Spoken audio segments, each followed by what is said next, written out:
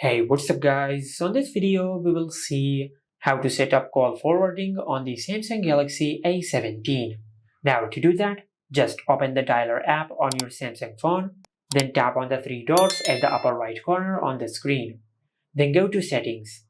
From here, you will find the option of supplementary services. Just tap on it, then tap on call forwarding. Now from here you have the option of always forward, and by selecting this option you will always forward the incoming calls on your Samsung phone. Or you can select forward when busy and it will forward the calls on your smartphone when you're busy.